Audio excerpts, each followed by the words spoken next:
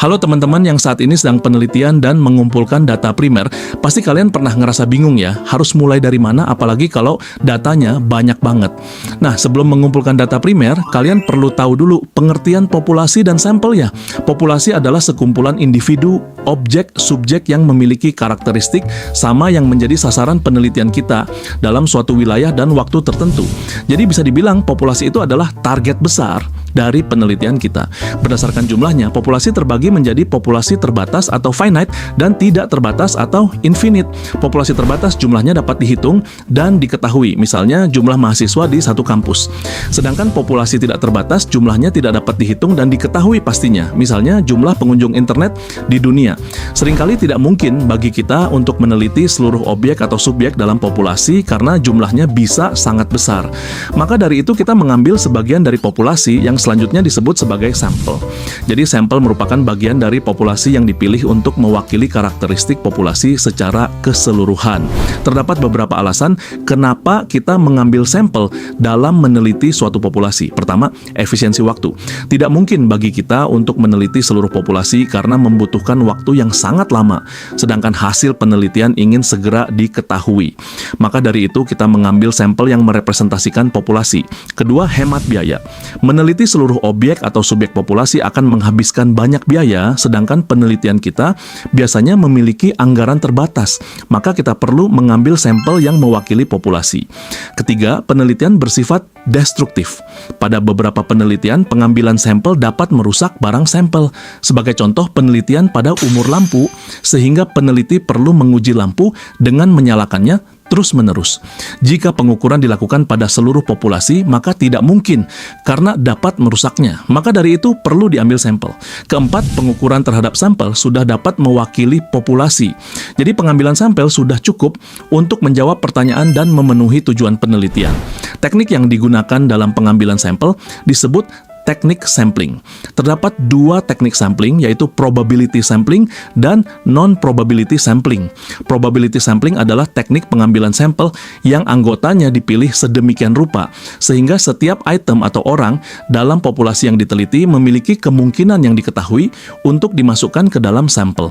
Artinya, semua anggota populasi punya peluang yang sama untuk dipilih. Sedangkan non-probability sampling adalah teknik pengambilan sampel yang mana anggota populasi tidak memiliki peluang yang sama untuk dipilih. Sampel dipilih berdasarkan kriteria subjektif peneliti, kemudahan atau tujuan tertentu dalam penelitian.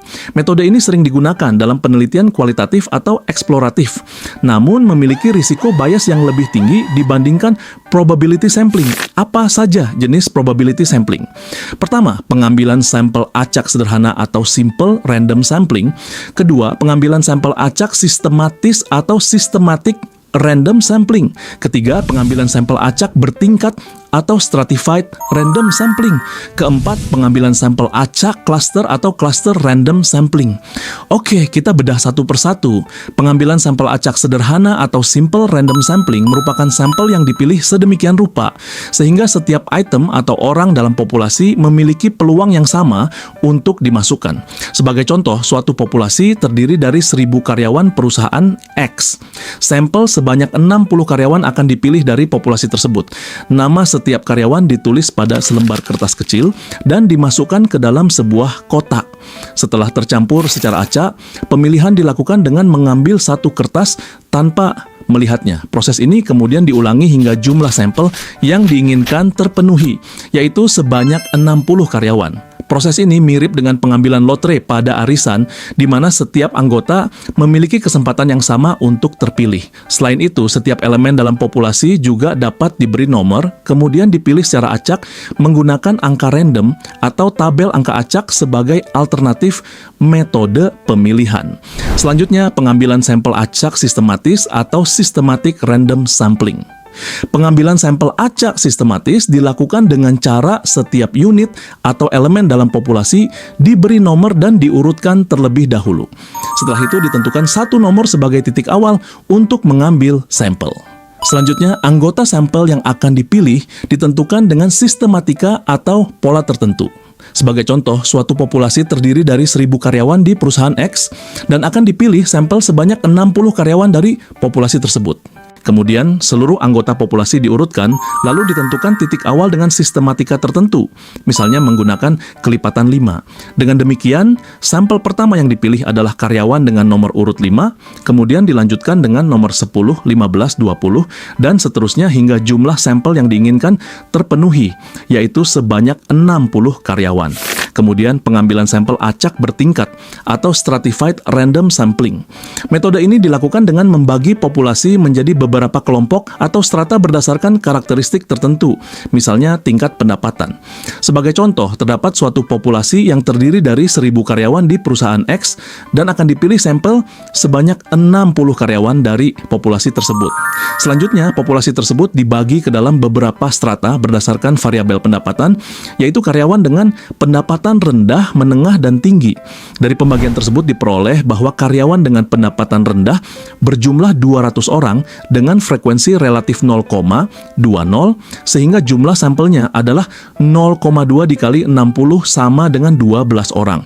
Kemudian karyawan dengan pendapatan menengah berjumlah 500 orang dengan frekuensi relatif 0,50 sehingga jumlah sampelnya adalah 0,5 dikali 60 sama dengan 30 orang. Sementara itu, karyawan dengan pendapatan tinggi berjumlah 300 orang dengan frekuensi relatif 0,30 sehingga jumlah sampelnya adalah 0,3 dikali 60 sama dengan 18 orang. Dari hasil tersebut dapat diketahui bahwa total sampel sebanyak 60 orang terdiri atas 12 karyawan berpendapatan rendah, 30 karyawan berpendapatan menengah, dan 18 karyawan berpendapatan tinggi. Selanjutnya adalah pengambilan sampel acak cluster atau cluster random sampling. Metode ini dilakukan dengan membagi populasi ke dalam beberapa kelompok atau cluster berdasarkan wilayah atau karakteristik geografis atau karakteristik lain yang terjadi secara alami. Kemudian sampel diambil secara acak dari masing-masing cluster tersebut. Sebagai contoh, populasi dapat dibagi menjadi beberapa cluster daerah seperti Jawa, Kalimantan, Sumatera, Madura, Bali, dan Sulawesi. Setelah itu, sampel diambil secara acak dari masing-masing cluster tersebut. Dalam pengambilan sampel, kita juga dapat membuat kombinasi teknik sampling. Sebagai contoh, dari sebuah populasi yang diketahui terbagi menjadi 12 daerah, kemudian dipilih 4 daerah secara acak. Dari masing-masing daerah yang terpilih tersebut, selanjutnya dilakukan pengambilan sampel untuk wawancara atau penelitian lainnya. Pengambilan sampel dengan cara seperti ini merupakan kombinasi antara cluster sampling dan simple random sampling. Kalau tadi kita telah membahas probability sampling, sekarang kita masuk contoh ke non-probability sampling. Yang pertama adalah purposive sampling, yaitu memilih sampel berdasarkan pertimbangan tertentu atau kriteria spesifik yang relevan dengan tujuan penelitian. Misalnya, peneliti hanya memilih responden yang memiliki pengalaman tertentu. Yang kedua adalah accidental atau convenient sampling, yaitu memilih sampel yang paling mudah ditemui atau diakses. Misalnya, siapa saja yang kebetulan lewat dan sesuai kriteria langsung dijadikan responden. Namun, metode ini seringkali kurang mewakili populasi karena adanya bias. Yang ketiga adalah kuota sampling, yaitu memilih sampel dengan menetapkan jumlah tertentu berdasarkan karakteristik tertentu, seperti usia, jenis kelamin, atau tingkat pendidikan. Pengambilan sampel dilakukan sampai kuota tersebut terpenuhi. Yang keempat adalah saturation atau census sampling, yaitu teknik pengambilan sampel dengan menggunakan seluruh anggota populasi sebagai sampel. Metode ini biasanya digunakan jika jumlah populasi relatif kecil, misalnya kurang dari 30 orang, atau ketika penelitian bertujuan membuat generalisasi dengan tingkat kesalahan yang sangat kecil. Tujuannya adalah mendapatkan data yang mendalam dan komprehensif, biasanya digunakan dalam penelitian kualitatif untuk mendapatkan hasil maksimal dengan menggunakan semua anggota populasi, biasanya jika anggota populasi kecil. Yang terakhir adalah snowball sampling, yaitu teknik pengambilan sampel di mana responden pertama akan merekomendasikan responden berikutnya dan seterusnya hingga jumlah sampel dianggap cukup. Teknik ini sering digunakan untuk menjangkau kelompok yang sulit ditemukan. Semoga penjelasan tadi bisa bantu kalian lebih paham tentang teknik pengambilan sampel ya. Semangat terus buat penelitian kalian dan semoga hasilnya maksimal. Sampai ketemu lagi.